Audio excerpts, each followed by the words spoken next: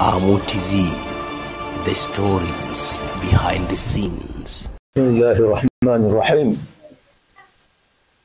إن الحمد لله نحمده ونستعينه ونستغفره ونتوب إليه ونعوذ بالله من شرور أنفسنا ومن سيئات أعمالنا. من يهدي الله فلا مضل له ومن يضلل فلا هادي له. وأشهد أن لا إله إلا الله وحده لا شريك له وأشهد أن محمدا عبده ورسوله بلغ الرسالة وأدى الأمانة ونصح الأمة وجاهد في الله حق جهاده صلى الله عليه وعلى آله وأصحابه وسلم تسليما كثيرا إلى يوم الدين. أما بعد، أعوذ بالله من الشيطان الرجيم. بسم الله الرحمن الرحيم. إنا فتحنا لك فتحا مبينا ليغفر لك الله ما تقدم من ذنبك وما تأخر ويتم نعمته عليك ويهديك صراطا مستقيما وينصرك الله نصرا عزيزا. هو الذي أنزل السكينة في قلوب المؤمنين ليزدادوا إيمانا مع إيمانهم ولله جنود السماوات والأرض وكان الله عليما حكيما. ليدخل المؤمنين والمؤمنات جنات تجري من تحتها الأنهار خالدين فيها ويكفر عنهم سيئاتهم وكان ذلك عند الله عظيما. ويعذب المنافقين والمنافقات والمشركين والمشركات الظانين بالله ظن السوء عليهم دائرة السوء وغضب الله عليهم ولعنهم وأعد لهم جهنم وساءت مصيرا. ولله جنود السماوات والأرض وكان الله عزيزا حكيما. إنا أرسلناك شاهدا ومبشرا ونذيرا لتؤمنوا بالله ورسوله وتعزروه وتوقروه وتسبحوه بكرة وأصيلا. إن الذين يبايعونك إنما يبايعون الله يد الله فوق أيديهم فمن نكث فإنما ينكث على نفسه ومن أوفى بما عاهد عليه الله فسيؤتيه أجرا عظيما.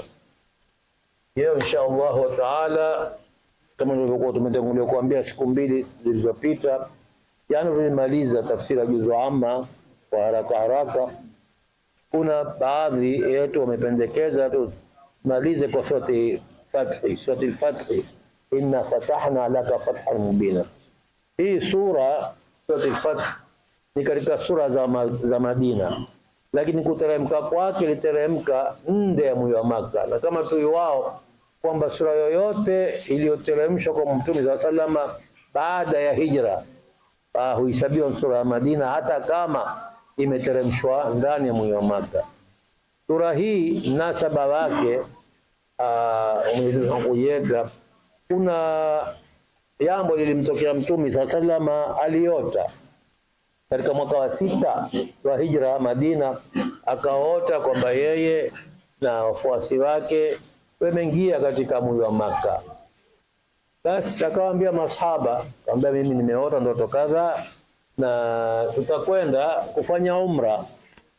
Wakaalikana, wakaambiana kwamba tutakwenda ziara maalum kwa ajili ya kufanya umra. Mtume sallallahu alaihi wasallam akatoka na masahaba wake takriban 1500 wale mwandama wale wa kweli wenye kite cha imani na dhati kwenda Makka.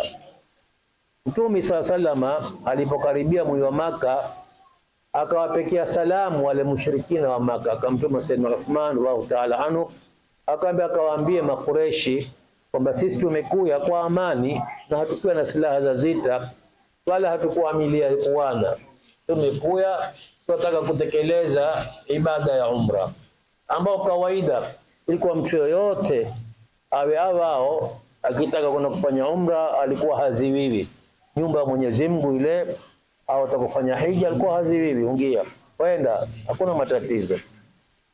Lakini Makureshi walipoambiwa jambo lile na Sayyidina Uthman radhiallahu ta'ala anhu kwamba Mtume sallallahu kuambia si yeye na wafuasi wake wamekuya, kusudio la ziara yao hii ni kuya kufanya umra.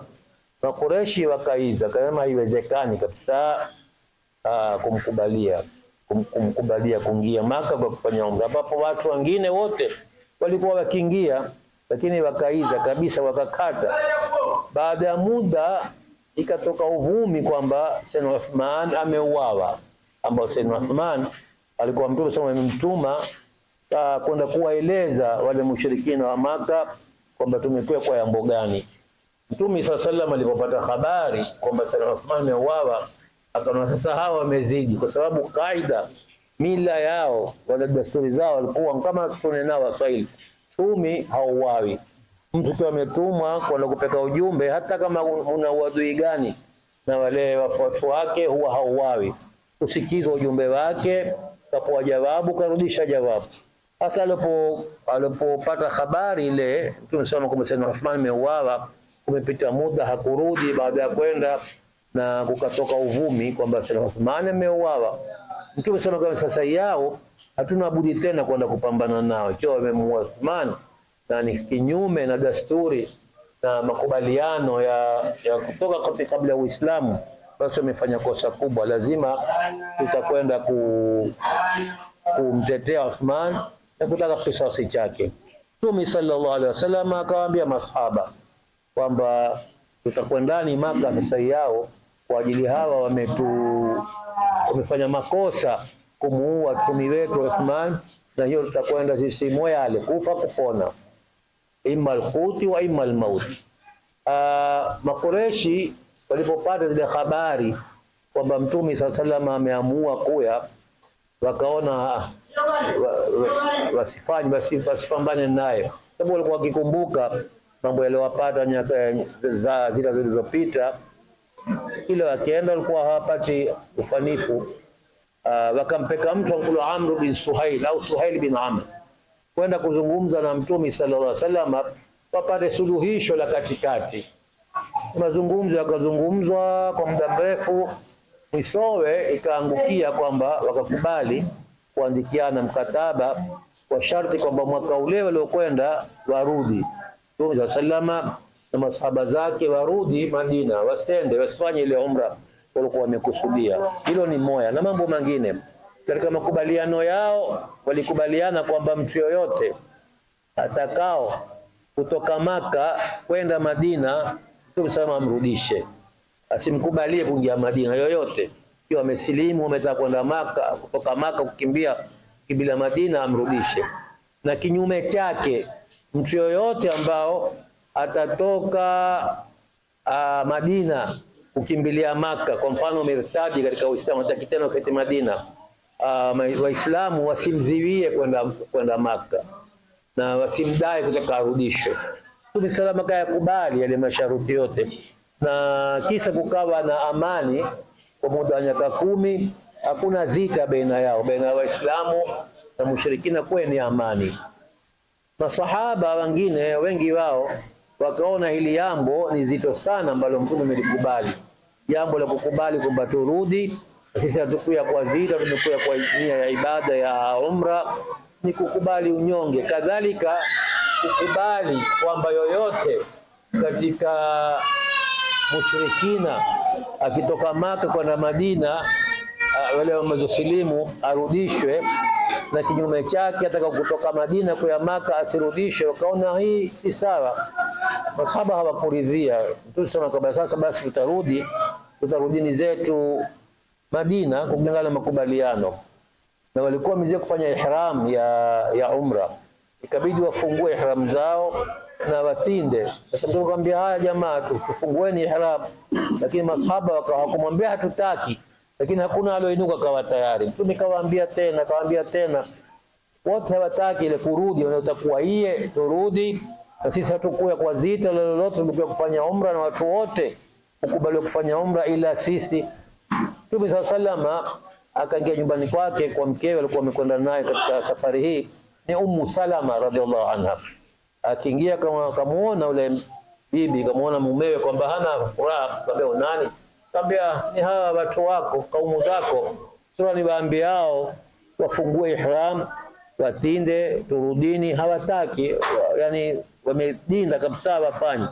Akamwambia Rasulullah, hawa watu yani wana ile hamasa na kwa nyaka nyingi hawayapata kuingia Maka, ndio wakaona uzito. Lakini wewe fanya shauri moya, inuka wewe uende umwampoe mtu mwenye kukutindia atinde, kisha kunyowe, na utaona wao wote watafanya namna hiyo. Na kweli Mtume sallam alipofanya hilo, na wale masahaba kwa sasa yao hakuna tamaa tena kwamba sisi tutabakia hapa, maadamu Mtume amezee kunyoa, kufungua ihramu yake na ametinda, basi kurudi. Wakaridhika wakarudi. Ndipo ikateremka sura hii kuzungumzia wakia hii yankuliwa haya makubaliano yaliyofanywa baina Waislamu na baina mushrikina. Haya yankuliwa sulhul Hudaybiyah, makubaliano ya Hudaybiyah. Hudaybiyah ni mahala Maka paitwa Hudaybiyah, ndio mji wa Maka. Ndipo mahali palipofanywa mazungumzo baina ya viumbe wa mushrikina wa Maka, Suhail bin Amr na pamoja na Mtume sallallahu na masahaba zake. Hii sura literemka kuzungumzia wakia hii, namna mambo yaliyotokea na neema ambazo walizipata Waislamu baada ya jambo hilo. Bismillahirrahmanirrahim. Inna fatahna laka fathan mubina. Mwenyezi Mungu ambaye Mtume sallallahu sisi, yani yeye Mwenyezi Mungu kwa hakika amempa Mtume sallallahu ushindi ulio wazi wazi.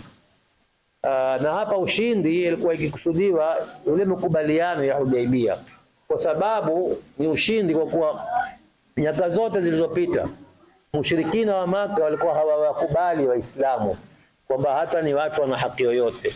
Sasa imekuwa wamewakiri kwamba ni watu na wameridhika, lazima wafanye mazungumzo na wao, wakubaliane kwa masharuti ya takikani wao. Ilikuwa ni aina ya ushindi ule. Kwa siku zote walikuwa hawakubali kwamba hawa ni watu wana haki na wao kama wengine, hawazingatii kamwe, wao ni maadui tu, hawana maana yoyote mengine. Kwa hiyo kule kukubaliwa kwa kuridhika hawa kufanya mazungumzo nao na kuwapa masharuti kwamba nendani mwakani ndooni, ilikuwa ni aina ya ushindi.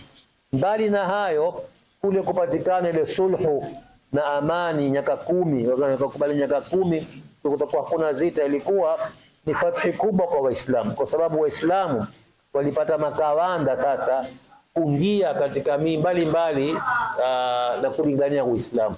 Kwa hiyo katika kile kipindi cha sulhul Hudaybiyah walisilimu watu wengi sana kuliko walikuwa wamesilimu toka Mtume kuanza kwa Mtume. Ni kwa muda mfupi tu wa sulhul Hudaybiyah. Na hiyo ndio Mwenyezi Mungu Subhanahu wa Ta'ala kaiyamkua hii sulhul Hudaybiyah ni fathi. Baadhi ya mufassirina unena ilikuwa ni bishara ya kufutahi mji wa Maka, lakini kauli ya wengi ni kwamba hii yazungumzwa hapa fathi, kwa la fathi ni fathi ile sulhul Hudaybiyah kwa zile faida zake ambazo ulizieta kwa Waislamu. Inna fatahna laka fathan mubina, hakika sisi tumekupa wewe ushindi ulio wazi wazi, ushindi wa dhahir. Sasa Waislamu kwa huulizana ushindi gani hunu? Sisi tumekuwa kufanya umra, turudi kwa unyonge, hatukupata namna. Said Umar ni mwamba alikuwa akijadili sana kwamba ya Rasulullah, wewe umetuahidi Madina kwamba utangia Maka utafanya kadha kadha kulingana na ile ndoto ambayo Mtume alikuwa ameiambia. Mtume kaambia, niliwaambia kweli, lakini sikuambia ni mwaka hunu, niwaambia twendeni. Sikuambia kwamba mwaka hunu tutangia Maka, nimewaambia twendeni Maka tukafanya umra. Imetokea iliyotokea, haikuwezekana. Kwa hiyo mimi nafuata maadamu tumeweza kukubaliana, tutarudi. Inna fatahna laka fathan mubina liyaghfira laka Allahu ma taqaddama min dhanbika wa ma ta'akhkhara. Na Mwenyezi Mungu Subhanahu wa Ta'ala baina hayo katika malipo yake atakayokukupa ni kwamba liyaghfira laka Allahu ma taqaddama min dhanbika wa ma ta'akhkhara. Liyaghfira laka Allahu, hii dhahiri yake ni kwamba Mungu akusamehe makosa yako yaliyotangulia na atakaokolewa. Lakini mufasiri wanena kwa kuwa Mtume sallallahu alaihi wasallam hawezi kuwa na makosa, afanye madhambi, ni maasum mtume yoyote, maana yake liyaghfira lakallahu, yani Mwenyezi Mungu akukinge na kuhifadhi na kufanya la makosa. Yani hutofanya makosa wewe kabisa, Mwenyezi Mungu atakukinga na atakuhifadhi usiteleze. Wengine unena la hapa ya kusudiwa hata ile mambo matoto ambayo mtume mwingine alikiyafanya kwa kukafilika au kwa kusahau, kwake yeye yalikihesabiwa ni makosa, kwa sababu kama unenao hasanatul abrar sayiatul muqarrabin. Wengine kwa watu wa kawaida huwa ni mambo ya sawa, mambo mazuri, lakini kwa wale watu wakubwa kama mitumi kama ya leo kiyafanya, huwa wakiona kama ambao tumekosa, tumefanya makosa. Kwa hiyo hii ni bishara kwa Mtume sallallahu kwa Mwenyezi Mungu Subhanahu wa Ta'ala katika neema ambazo atakazo kumpa ni kwamba atamhifadhi, hakufanya makosa na hatofanya. Wa yutimma ni'matahu alayka, akukamilishie na neema zake nyingine ambazo atakazo kukupa. Wa yahdiyaka siratan mustaqima, na kuwafikie kuendelea katika kufuata njia ya sawa. Mtume sallallahu kabla ya utumi hakuwahi kufanya lolote ile mambo afanya mushrikina bila yajua kwamba yeye atakuwa mtume wala nini, lakini Mwenyezi Mungu alimlinda akamhifadhi. Hata unaonekana siku moja wakati wa barobaro wake kulikuwa kuna ngoma mahala, basi na yeye alikuwa akifanya kazi ya kutunga hayawani, akamwambia mwende kwamba yeye ndio unishikie kazi yangu nami nitakwenda kuangalia ngoma. Ujana barobaro, lakini alipokuwa misikio ile wakati wa kuangalia ndiani kashikwa na usingizi. Kainyosha, hakuamka mpaka jua la asubuhi kumamsha. Hata ile ngoma ambayo kwamba ni hayawa mtume, lakini Mwenyezi Mungu Subhanahu wa Ta'ala kwa kutimiku mlinda na kumweka huyu yule bwana mtume gani alikuwa akiangalia ngoma kama sisi. Na hii inaonyesha kwamba kuna umuhimu wa mtu kufanya bidii kutunga ile maisha yake. Dosari hata kama ya nyuma ukikukungia wewe imekwambata kukwambuka si sahali sana. Kwa hiyo ndio maana Mwenyezi Mungu Ta'ala kwa hifadhi mitume, kwa sababu watu watamwambia wewe ulikuwa ni kadhaa, wewe ulikuwa ukifanya yao, wewe ulifanya yao. Utakuta baadhi ya watu pamoja kwamba wameongoka, ni kwa watu wema walingania dini, lakini watu usufufua yale ya nyuma kapata kisingizio kwamba huyu yeye alikuwa kadhaa, kamesahau, ukisaga pamoja mesahau. Sasa Mwenyezi Mungu rahimahullah amma salaf, yaliyopita yamepita. Tauba tajubu ma qabla, mtu anapotubia akarakibisha mwendo wake, basi yale ya nyuma hayasabii tena kwa mwenye. Lakini watu si namna hiyo. Sisi huwa tukimwambia huwa kama ambao ni paku ama ni kovu ya maisha ile, hata karakibika yeye wa bado. Lakini kwa ni nzuri mtu atunge ile history yake, siulikane wala asishughulishe na mambo ambayo kwamba yasiokuwa mazuri, baadaye mbeleni yatakuwa kumdhuru kwa sababu nyingine.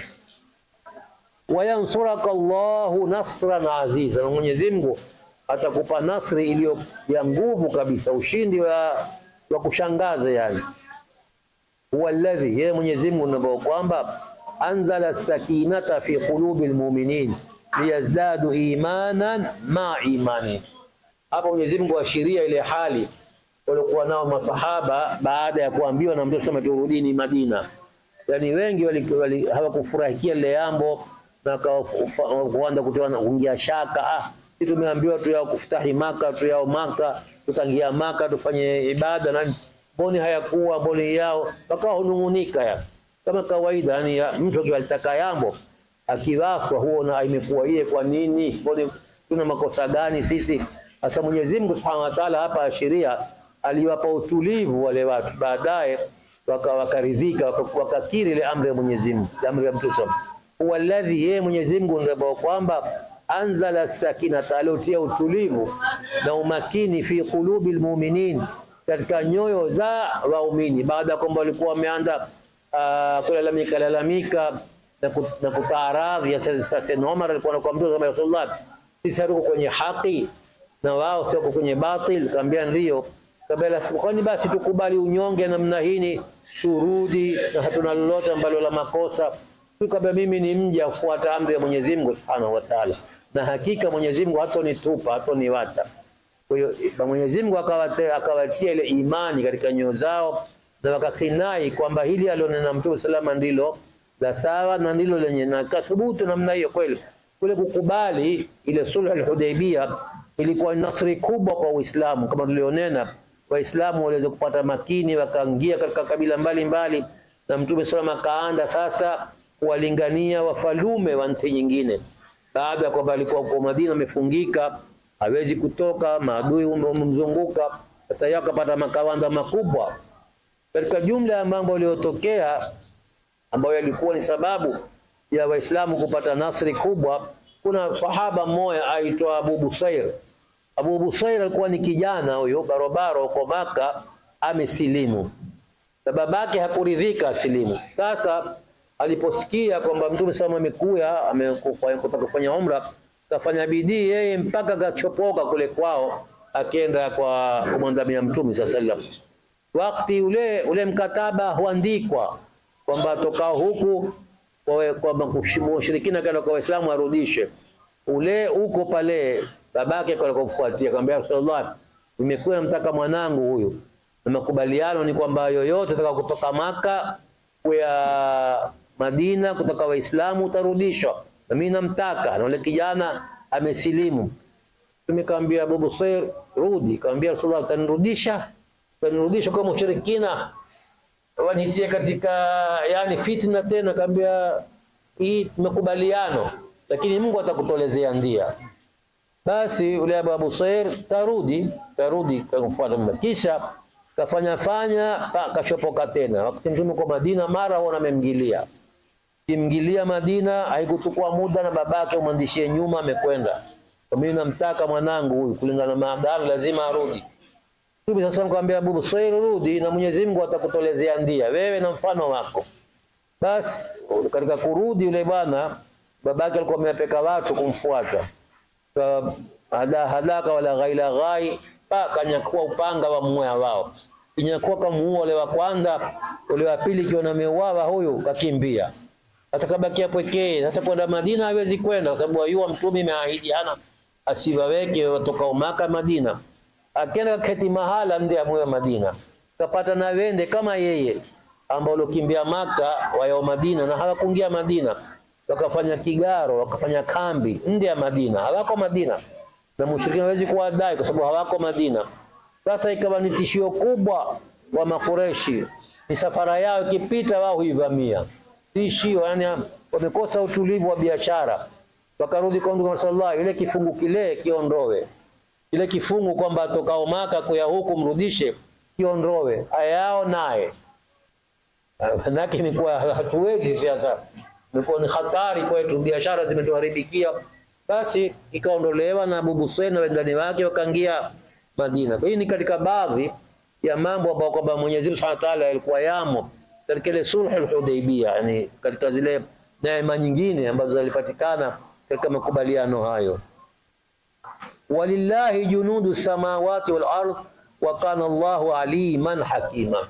Na Mwenyezi Mungu Subhanahu wa Ta'ala una askari wake wa mbinguni na ardhini, ingawa kama walivyotoa mwenyewe, ma ya'lamu junuda rabbika illa huwa, hakuna wayuwao askari wa Mwenyezi Mungu ila ni yeye mwenyewe. Wa kana Allahu aliman hakima, na Mwenyezi Mungu kwa hakika siku zote uwe ni alim, ni mwenye uyuzi sana, hakim, na tena mambo yake yote huyafanya kwa busara. Liyudkhila almu'minina walmu'minati jannatin tajri min tahtiha al-anhar, mawekea hayo ili wapate fursa wale waumini wa kiume na wa kike, fursa ya kuweza kuingia katika pepo ambayo yapita chini yake mito, khalidina fiha, wabakie milele katika pepo hiyo. Wayukaffira anhum sayiatihim, na wasamehe yale makosa yao. Wakana dhalika inda Allahi fawzan adhima, na kupata hilo ya kusamehewa makosa na kutoka katika pepo ya milele ni kufaulu kulio kukubwa kabisa. Na upande mwingine, wayuadhib almunafiqina walmunafiqat, awaadhibu wale wanafiki wa kiume na wa kike, walmushrikina walmushrikat, na wale washirikina wa kiume na wa kike, adhanina billahi dhanna sab, walikuwa wakimdhania Mwenyezi Mungu dhanna mbovu. Hawa wakati Mtume SAW alipokuwa ametoka Madina kuya Maka kufanya umra, wale wanafiki na wengine waliokuwa wazuri Madina, utawaona utarudi habari zao tu, wale ndio kuuawa wote wale. Yani ukiona namna hiyo, tangaza habari mbovu, nyinyi mwendao zenu ndio mwisho wenu, asitapumzika na kero lenu. Wao hawakwenda na wakitangaza mambo kama hayo. Ndio hizi dhanna sawa ambao kumdhania Mwenyezi Mungu Subhanahu wa Ta'ala. Alaihim da'iratu sayyi, hili ovu ambalo wao watarajia litawapata Waislamu litawageukia wao. Si tu waghadhiba Allahu alaihim, na Mwenyezi Mungu amewakasirikia kwa mambo kama hayo, walaanahum, na amewapa laana, waadda lahum jahannama wasaat masira, na tayari ameweza kuwekea moto wa jahannam, na utakuwa ni mahali paovu mno pa mtu kwenda kumalizikia hapo. Walillahi junudu samawati wal ardh, na Mwenyezi Mungu una askari wake wa ardhini na mbinguni. Wa kana Allahu azizan hakima, na Mwenyezi Mungu una nguvu na pia ni mwenye hikma katika mambo yake. Inna arsalnaka shahidan wa mubashiran wa nadhira, sisi tumekutumiliza wewe Muhammad ni shahidan, mwenye kuwashuhudia hawa umma wako, wa bashiran, wa mubashiran, mwenye kuwapa bishara wale watakao kuamini, wa nadhiran, mwenye kuwahofisha wale ambao watakao kukaidi na kutokubali kuamini. Litu'minu billahi wa rasuli, mpate kumwamini Mwenyezi Mungu Subhanahu wa Ta'ala na mtume wake, watu aziru watu waqi, mumheshimu na mumtukuze kulingana na hadhi yake na mtume wa sallam, watu sabihuhu bukratan, na mumsabihi Mwenyezi Mungu Subhanahu wa Ta'ala kila wakati, asubuhi na jioni. Kisha tuenda katika innal ladhina yubay'unaka, qadhiya ya bai'a. Wakati mtume sallallahu alaihi wasallam alipopata ile habari kwamba Sayyidina Uthman ameuawa, na akaamua kwamba sasa yao sisi ni kwenda tu kwa sampuli yoyote, kufa kupona, haturudi nyuma tena. Akawaambia masahaba wampe bai'a. Bai'a yani ni kama kuchukua ahadi, kwamba tumechukua ahadi ile mambo kadhaa. Bai'a hii ya mtu bai'atu ridwan. Bai'atu ridwan ilifanyika mahala kwa sulhu Hudaybiyah, chini ya mti na shajaratu ridwan na lake. Na masahaba walimbai Mtume sallallahu alaihi wasallam, walimpa ahadi kwamba hawatorudi nyuma, wako pamoja na yeye kufa kupona. Mwenyezi Mungu azungumzia kuhusu bai'a hii na sharafu yake, tuambia innal ladhina yubay'unaka, hakika wale watu ambao wakupa bai'a, wakupa ahadi, wachukua ahadi kwako wewe, watu hao inma yubay'una Allah, hakika ahadi yao wampa Mwenyezi Mungu Subhanahu wa Ta'ala. Yani daraja kubwa kabisa hiyo walioipata masahaba Mtume sallama 1500 katika bai'atu ridwan. Yadullahi fawqa aydihim, katika kule kuweka mkono, basi bayue kwamba mkono wa Mwenyezi Mungu uko juu la mikono yao. Na hapa katika neno mkono kuna msimamo miwili wanazuoni wako wanenao. Mwenyezi Mungu akitaka kitu kama hiko, mkono wa Mungu, akusudia mkono wake, na sisi wajibu wetu ni kuamini kwamba Mungu Subhanahu wa Ta'ala una mkono, na ayuwao mkono wenyewe ni yeye mwenyewe. Sisi hatuishi, ametuambia yao, lazima tuamini kwamba menena yao mwenyewe ayua ni mkono gani. Lakini baadhi ya ulama wanena hapa kutunika kitu istiara, yani kuazima neno kwa mradi mwingine. Wakinena yadullahi, kama sisi kunena mkono wa serikali ni mrefu, serikali haina mkono, sio?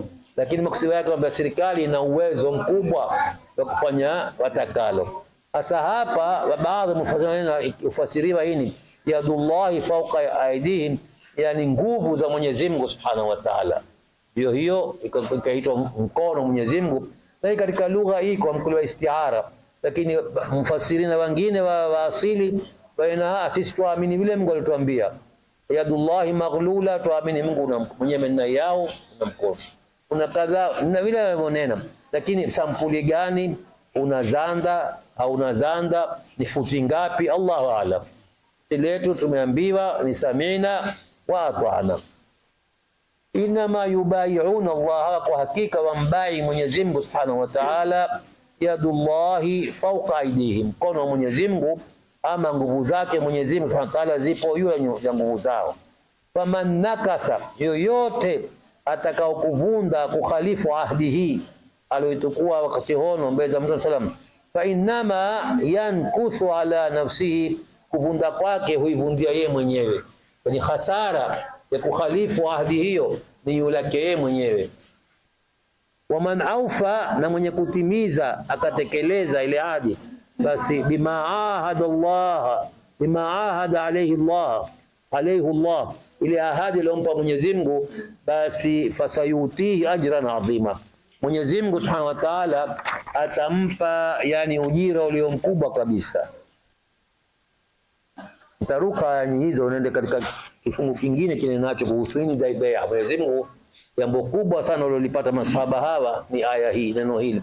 Mwenyezi Mungu, laqad radiyallahu, kwa hakika Mwenyezi Mungu amekuwa radhi, amewaelea radhi, anil mu'minina, wale waumini, idh yubayi'unaka tahta ash-shajara, wakati ule waliokupa bai'a chini ya mti. Hapa kusudiwa masahaba 1500 waliokuwa katika bai'atul ridwan. Mungu mwenyewe Subhanahu wa Ta'ala anena yeye, laqad radiyallahu anil mu'minin, Mwenyezi Mungu ameridhika, ametosheka kabisa na imani za watu hao ambao idh yubayi'unaka tahta ash-shajara, waliokupa bai'a wewe chini ya mti. Hao ni masahaba wa Mtume sallam, na aliowaambia yao ni Mungu mwenyewe. Ikiwa Mungu mwenyewe amewahakikishia kwamba laqad radiyallahu anil mu'minin, Mungu ameridhika nao hao, ni nani mwingine ambao utakuya neno lolote kuhusu hawa iwe neno lake lina maana ama neno la kweli?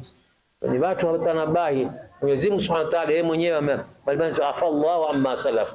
Kuna kadhia ilitokea wakati wa zita za Uhud, ikileki kizaazaa kilitokea, baadhi ya masahaba walikimbia zita, na kukimbia zita ni hatia kubwa. Miongoni mwao Sayyidina Uthman radhiallahu ta'ala alikimbia, na kwa kuingia kizaazaa watu wakababaika, wakawa hawatambuani, wakakimbia. Mwenyezi Mungu baadaye kanena laqad afa Allahu anhu, Mwenyezi Mungu amewasamehe. Kiwa Mungu amewasamehe, sisi ni nyani hawa walikimbia? Yeye mwenyewe ametuambia afa Allahu anhu, Mungu amewasamehe hawa waliokimbia zile za Uhud, amewasamehe.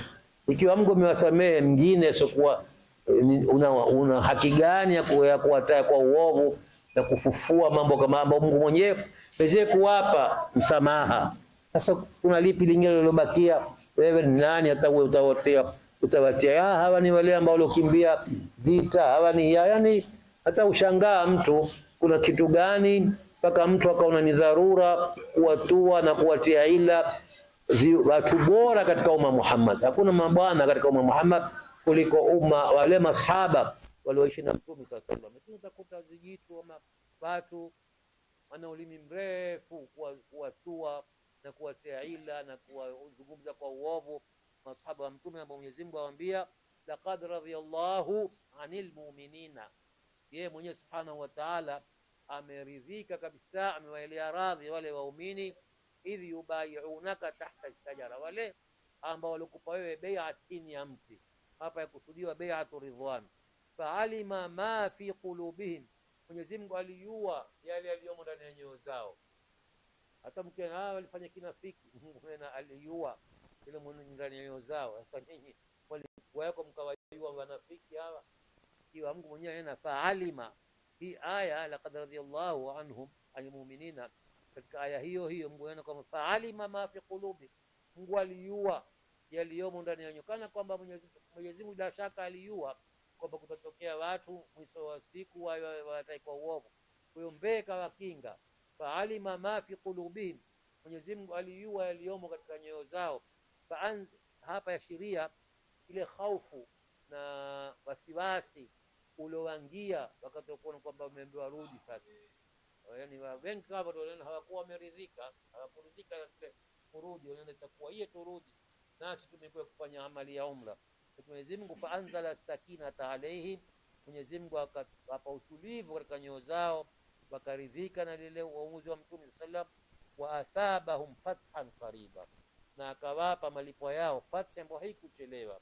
Na hapa hii fathi ya pili inakusudiwa fathu Khaybara na fathi Makkah, ambao fathi ya Khaybara pia ilikuwa Mtume sallam baada ya kupambana na Mayahudi pale Madina, akawatoa Madina wote Mayahudi, Bani Quraidha, Bani Qaynuqa na Bani Nadhir, walikwenda kupiga kambi mahala mkuli wa Khaybara. Khaybar ni mbali kutoka Madina, ni Mui ilikuwa paka yeye huko, lakini ni mkoa katika Saudia namna, lakini pako mahala paka hiyo Khaybar. Mtume salama akawaandamia kule kule Khaybar, kenda kapigana nao na wakapata ushindi mkubwa wa Waislamu kabla ya fathi Maka. Kwanza wakafutahi Mui wa Khaybar, na hapo ndipo ule mwanamke wa Kiyahudi alikwenda kumpanya sumu Mtume sallallahu alaihi wasallam. Kuna mwanamke wa Kiyahudi alitinda mbuzi akatia sumu katika ule mbuzi kwenda kumpekea. Sema akiwa kweli ni mtumi kweli, basi Mungu tamuokoa, hatokula hii nyama, na kama ni mrongo utapumzika, atakula vile mbali na sababu kupumzika.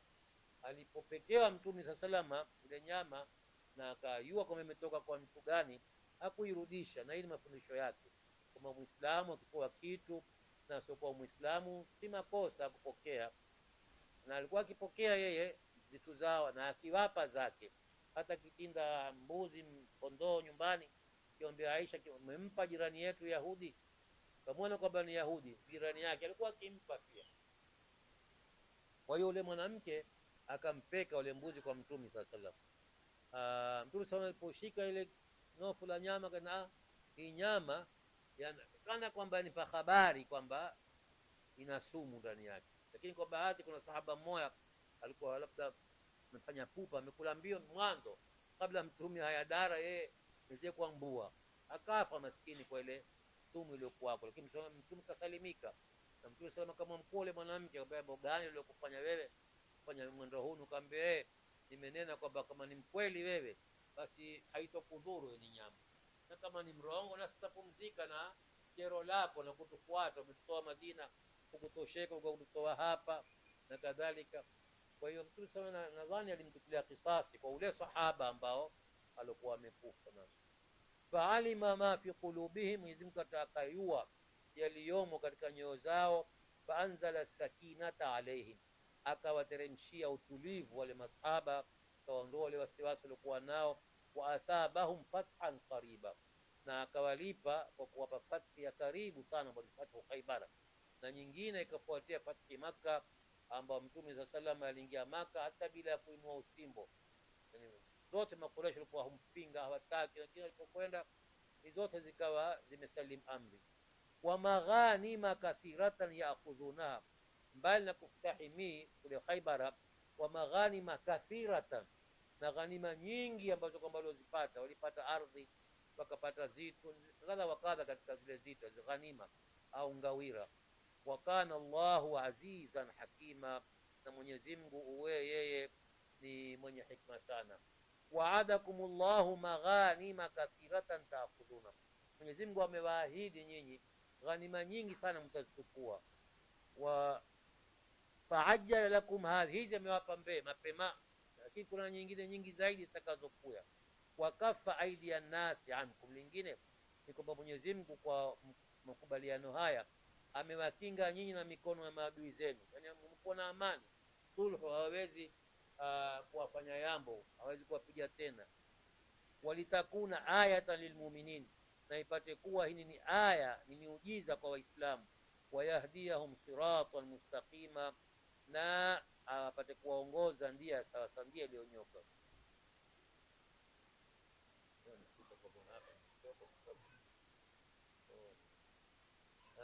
Mwenyezi Mungu atuwafikie inshallah taala, tujalie wale tunaosikia mema tukiandama, na sio mema tukiepuka.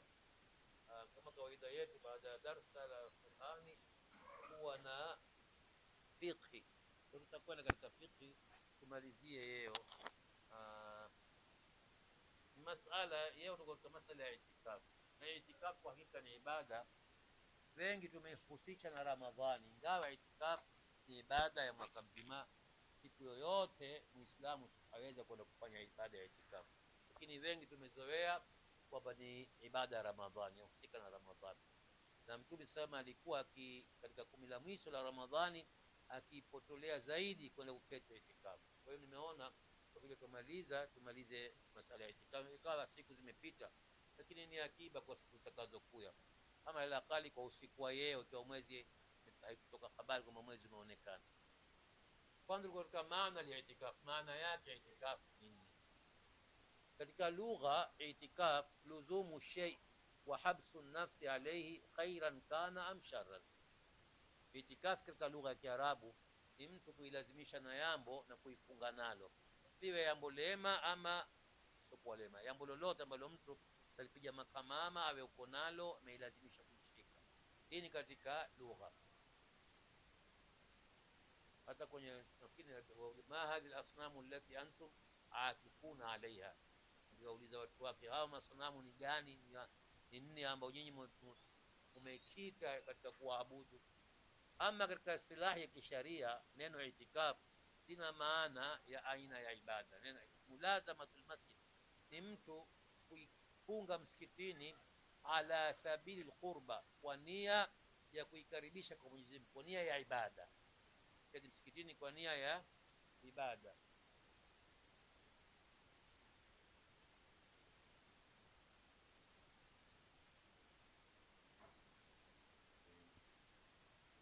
Kwa nia ya ibada ni kuifunga msikitini kwa nia ya ibada. Min shakhsin makhsus, mtu maalum, bi sifatin makhsusa, kwa namna maalum. Kuketi tu kwa namna maalum na mtu maalum aketi. Kisa tuko katika mashru'iyatu, kuweko kwake katika sharia. Then al-i'tikafu mashru' bil kitabi wa sunna wal ijma'. Itikaf ni ibada imethubutu kwa Qur'ani na sunna ya Mtume sallallahu alaihi wasallama na ijma', yani maafikiano, makubaliano ya wanazuoni wote. Ama alkitab, ama kwenye Qur'ani itikafu imekuja katika neno hili. Mwenyezi Mungu alituambia wala tubashiruhunna wa antum aakifuna fil masajid. Katika miko ya itikafu kama utakayosoma kuyasoma ni kwamba mtu kwenye itikafu haruhusiwi kuvagaana na mke wake wakati yeye katika itikafu. Wa amma sunna, ama katika sunna fala hadithu kathira, kuna hadithi nyingi za Mtume sallallahu alaihi wasallam zilizozungumza itikafu. Miongoni mwa hiyo ni hadithi ya Aisha ninayo, kana Rasulullah sallallahu alikuwa Mtume sallallahu alaihi wasallam ya'takifu al-ashra al-awakhir min Ramadan hatta qabadahu Allah, alikuwa katika itikafu 10 la mwisho la Ramadhani mpaka mwisho wa maisha yake.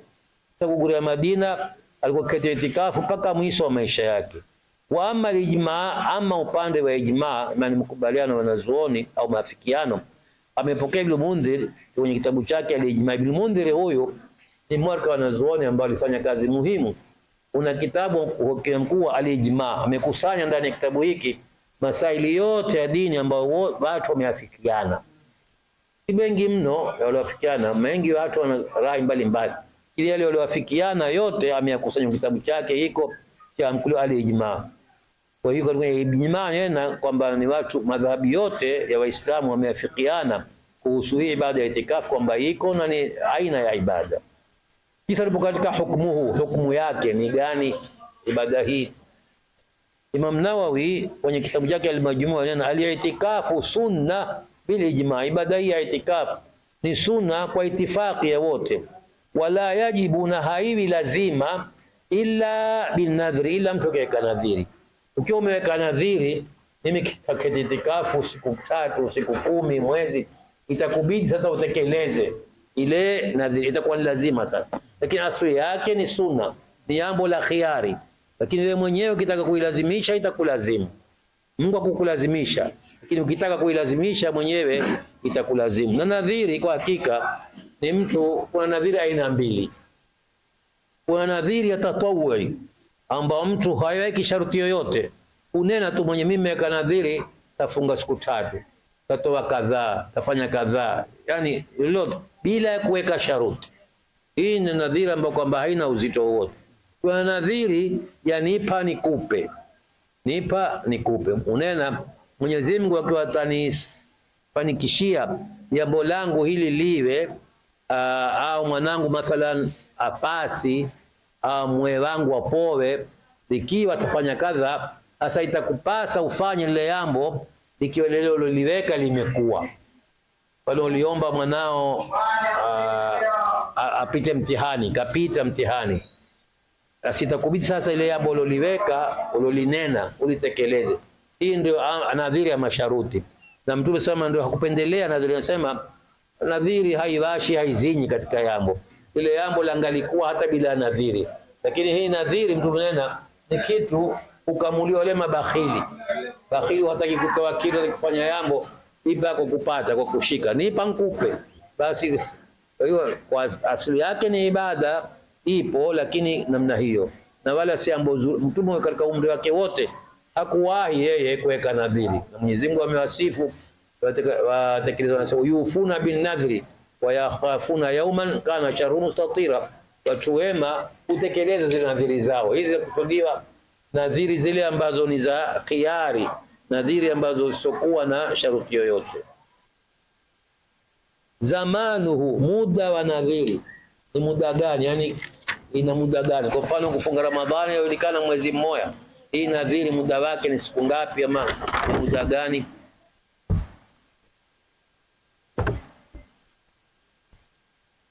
Ama itikafu nadhri, ikiwa ni itikafu ya nadhiri, mtu mweka nadhiri, fayuaddihi nadhiru hasba ma nadharahu, aloweka nadhiri itambidi aitekeleze kulingana na muda aloweka mwenyewe. Siku 3 itambidi atekeleze itikafu siku 3, wiki lazima wiki. Ama ikiwa ni nadhiri ya khiari haina muda maalum, shauri yako mpaka wewe mwenyewe, nusu saa, dakika 10, shauri yako, haina muda.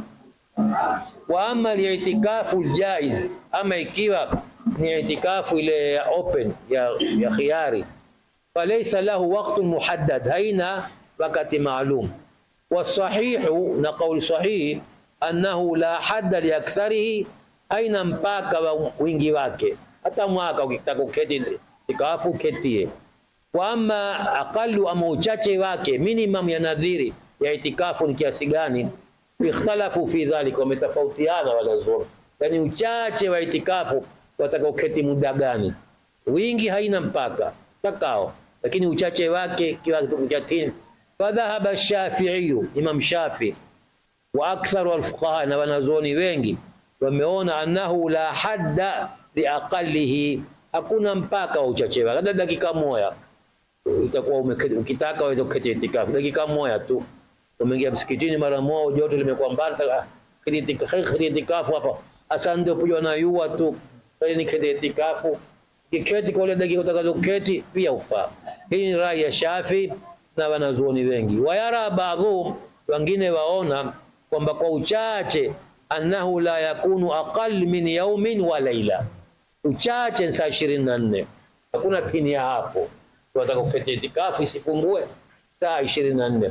Wa huwa madhhabu Malik wal mashhuru min madhhab Abi Hanifa, ni madhhab ya Imam Malik na ndio kauli iliyotangaa katika madhhab ya Imam Abu Hanifa. Abu Hanifa ana kauli mbili, moja kama kina Imam Shafi na moja kwamba ala aqali iwe ni saa 24 isipungue hapo. Wadhalika, huja yao hawa wanao saa 24 wanena lianna sawma, kufunga kwa hawa wanao yao kufunga, shartun fil i'tikaf, wao waona lazima mtu akili itikafu awe amefunga. Wengine waoni yao waoni kwamba lazima kufunga, lakini hao wanaona kwamba lazima awe amefunga. Na alamayati kama tutakavyokueleza.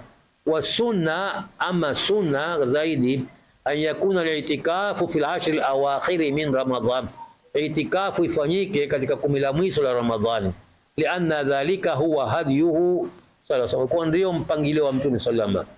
Wa ma ada dhalika, isipokuwa hiyo ya Ramadhani, fajaizu fa li hadithi Umar, kutegemea hadithi za Umar anayo, annahu nadhara an ya'takifa laylatan fil jahiliya. Hii ni ibada hata kabla Uislamu ulikuwa iko hiyo, hata watu wa jahiliya walikuwa nayo. Yes, na Umar aliwahi kuweka nadhiri ataketi itikafu usiku mmoja toka hayasilimu, usiku mmoja. Sasa sikuweka kumwambia mtu mimi nimeweka nadhiri kabla siyasilimu niketi itikafu usiku mmoja, nimekwambia au fi binadhiri, katekeleza nadhiri yako. Sasa hawa wanena kwamba si lazima mtu amefunga, unena itikafu ya Umar ilikuwa ni usiku, na usiku hakufungiwi, na Mtume hakumwambia keti na mtana upate kuwa umefunga. Ndio hoja yao nenao itikafu mtu anaweza kuketi bila kuwa amefunga. Kisha katika arkanu ya itikafu, nguzo zake, kwa kuwa ni ibada kama ibada nyingine ina nguzo zake. Nguzo yake ya kwanza ni ania, mtu atie nia. Unaweza kuketi msikitini wewe mwezi ulala ukiamka, madamu kutia nia utopata hata itikafu ya dakika moja, maana yake kutia nia, lakini ukitia nia utapata. Pili, al-lubsu fil masjidi, ni kuweko msikitini, mahala pa mkuli wapo msikiti, pa mkuli wapo musalla, hauwezi kuketi itikafu. Tofauti ya musalla na masjid, kote uswaliwa, lakini musalla ni mahala pamewekwa tu watu wapate kuswali. Maofisi mengi mengine Arabuni yana musalla, migahawa. Na Nairobi kuna hoteli kadha wa kadha, ngoja zikheri wenyewe wa Somali wameweka musalla ndani ya mahoteli yao. Ile ni musalla, haui ni msikiti, hauna ahkami za msikiti. Mwanamke aweza kuketi hata kama una haidhi ndani, mtu aweza kuipumzisha, lakini si itikafu. Haiwi itikafu. Itikafu lazima ipatikane mahala mkuliwa msikitini. Tatu, almu'takif, ni aweko mtu mtaketi la itikafu. Na lane, almu'takafu fihi, ni pale pahala patakapoketiwa itikafu, napo ni almasjid, ni msikitini. Haya ndiyo, hizi ndizo nguzo za itikafu. Nia iwepo, aitulize pale msikitini kwa muda, mtu ambao ni mwenye kuketi itikafu, na mahala pa kuketiwa itikafu iwe ni msikitini. Wayushtaratu fil mu'takif, na ule mwenye kuketi itikafu ni lazima an yakuna musliman aqilan, ni muislamu na mwenye akili yake. Wayasihu min as-sabi wa min al-mara, pia hata kijana au mwanamke aweze kuketi itikafu. Si kwamba ni wanaume tu, ingawa ilozowewa ni wanaume na ndio wakati itikafu. Wakati wa Mtume salama, wakati mmoja Ramadhani ya mwisho kama kawaida yake alikuwa kuketi itikafu siku 10 za mwisho zile. Sasa siku ile ya kwanza itikafu kenda kudirika hema nyingine. Yauliza ya nyani, kaambia hii ni ya Hafsa. Kienda kirudi ya dhuhuri zimekuwa zitatu.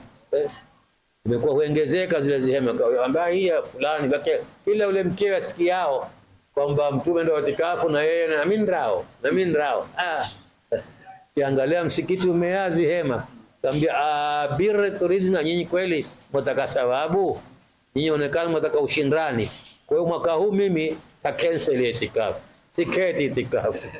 Akafuta mwaka ule, akailipa baada ya Ramadhani. Yani hii tabia ziko hizi, hata kwa wake za Mtume walikuwa wanakuwa wakipambana nayo hawa, usione kwamba mboni hayakuanza kwako. Swali lingine kwamba hali yushtaratu somu fil itikafu, ni lazima, ni sharuti hata kwa itikafu wamefunga. Ikhtalafa ulama fi ishtirati as-sawm fil mu'takif, wametofautiana wanazuoni kwamba mwenye itikafu lazima wamefunga. Alqaul awwal, kauli ya kwanza wanena la yushtaratu as-sawm, si lazima mtu kwa itikafu awe amefunga. Wadhālika lima yali, dalili zao hizi zifuatazo. Kwanza ni Sayyidina Umar, hadithi yake tulizoitaya kwamba alimwambia Mtume sallama, mimi nimeweka lazima kuketi itikafu toka siasilimu usiku mmoja. Tulikamwambia tekeleza nadhiri yako. Wa maalumu, na ni jambo lajulikana, anna al-i'tikafa laylan la yakunu ma'ahu sawm, mtu kuketi itikafu hawezi kuwa amefunga kiwa ni usiku.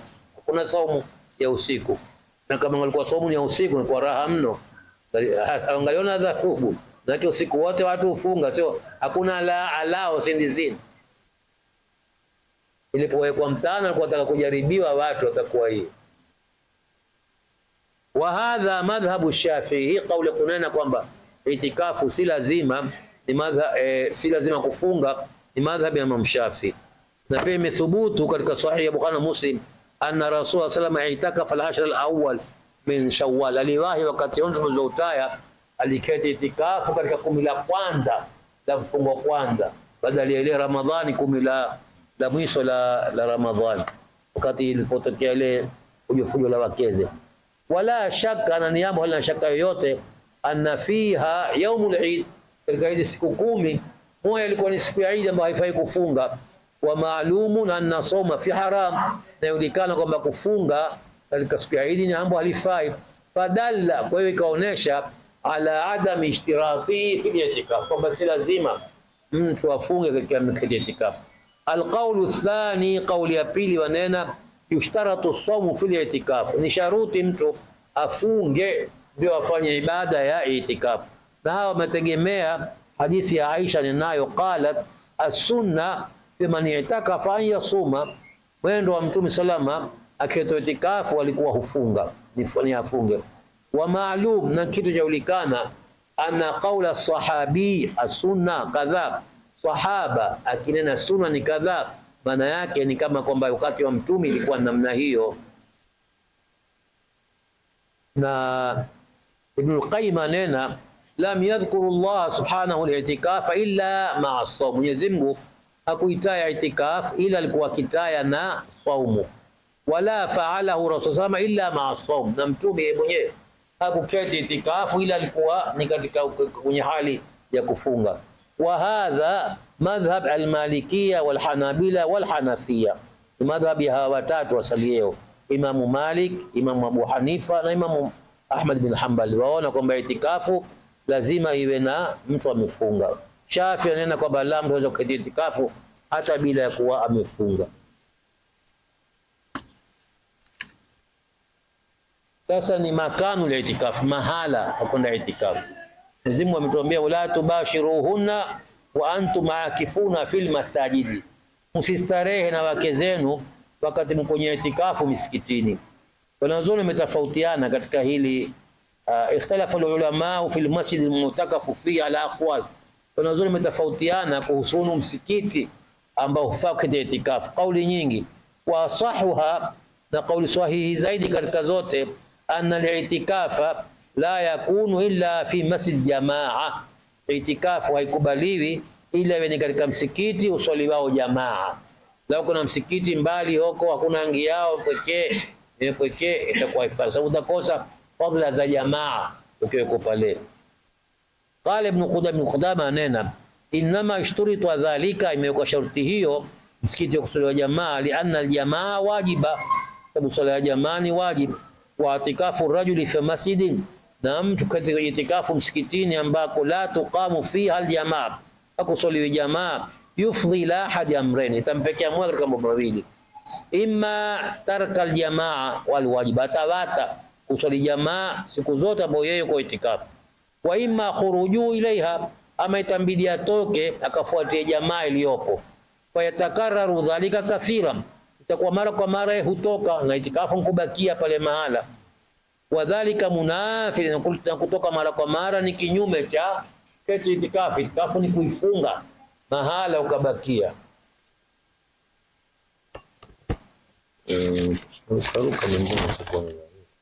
Kisha katika alama alladhi yakhusu itikafu, amali ambayo mtu huifanya wakati wa itikafu, keti tu kalala ama ufanya hiye. Almaqsud min al-i'tikaf, lengo maksudio ya itikafu kubwa ni habsu nafsi ala fi'li ma yuqarribu bihi ila Allah azza wa jalla, ni mtu aifunge nafsi yake kufanya jambo la kumkaribisha na Mwenyezi Mungu. Wal aslu, na asili, an la yaf'ala, asifanye chochote ila al-a'malu al-khassa bil masajid, aliyokuwa itikafu asifanye lingine ila yale mambo tu kawaida afanywa msikitini, min salatin wa dhikrin wa tilawa, kuswali, kuweka adhkar na kusoma Qur'an. Wa hadha huwa madhhabu Malik wa Shafi'i wa Abi Hanifa, ani madhhabi hawa watatu, Imam Shafi, Malik na Abu Hanifa. Na mtu kwa itikafu yeye la kufanya ni ima huswali, ima kusoma Qur'ani, ima huweka adhkar. Ama melala kupumzika kwa usingizi, pele usingizi wake itakuwa ni katika sehemu ya itikafu. Hii ni hadithi ya Aisha ninayo, as-sunna, yani mwendo wa Mtume SAW alikuwa ala al-mu'takif, kwa alikuwa itikafu, an la yauda maridhan, asitoke kwenda kumwangalia muwe. Kumwangalia muwe si jambo bora, jambo la thawabu, lakini asende. Wala yashhad janaza, wala siandame janaiza. Wala yamussa mraa, wala simdare mwanamke. Wala yubashiru, wala simkaribie. Wala yakhruj lihaja illa lima la budda minhu, na asitoke msikitini ila kwa yamo ambalo kwamba hana budi nalo. Kwa mfano msikitini hakuna choo, na zamani msikiti haikuwa na zoo wakati wa Mtume sallallahu alaihi wasallam, na choo kimekushika, ataambiwa keti nacho hapo hapo, utatoka kwenda kumaliza haja yake. ataka kula na hana mtu kumletea chakula, tatoka ende kaangalie chakula arudi, jambo ambalo hana budi nalo tatoka. Wakadra baadhi ulama, na baadhi ya wanazuoni wameona baada ya mambo matatu tumezoyataja, kusali na kusoma Qur'ani na adhkar, wameona atawassu fi ta'at, kutoa nafasi zaidi katika mambo ya taa ambayo mtu takikana ayafanye wakati wa itikafu.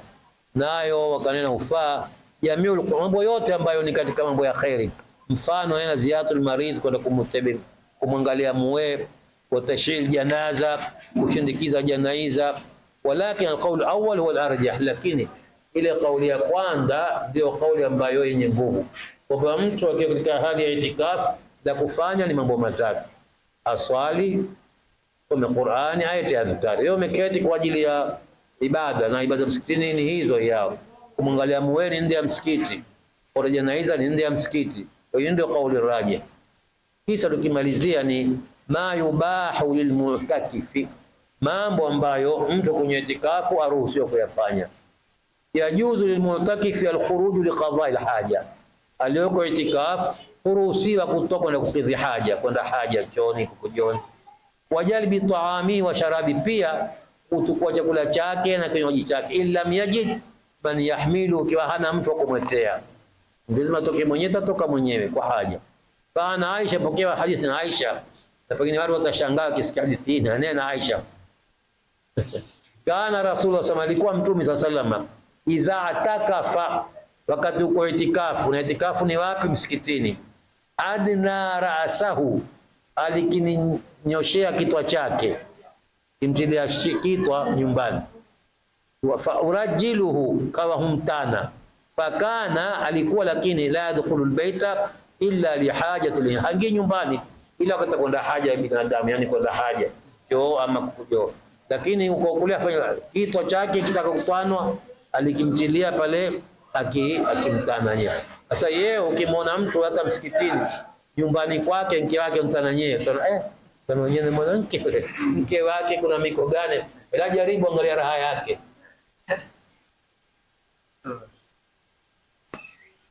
Kadhalika yajuzu lahu, hufaa kwenye itikafu alkhuruju lilwudhu walghusl, ikiwa mahitaji kutawadha koa msikitini. Zamani kwa hakuna mahala pa kutawadha wala pa koa, ila mwa utawadha kwake.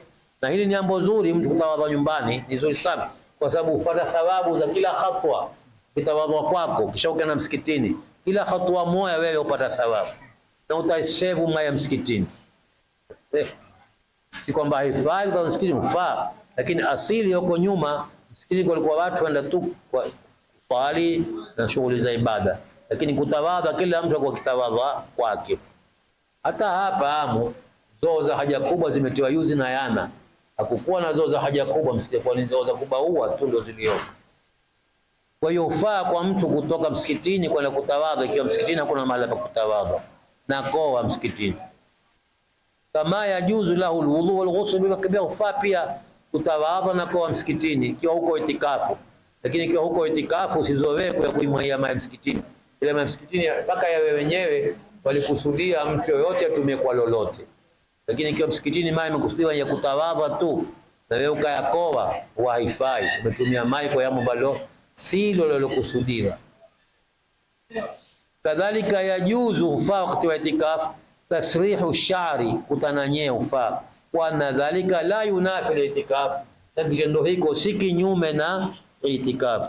Khattabi anena wa fi maanahu, katika maana kutananyea, halqu ras ni kunyoa kama mahitaji kunyoa, wa taqlimu al-adhafir na kukata nyake wamehitajia, wa tandhifu al-badan na kusafisha mwili wake, wa yukhadhu min dhalika, na pia tutatukua katika hapo fi'lul umuri jawazu, fi'lul umuri kufanya mambo ya halali yafaa, kama kula na kunywa msikitini.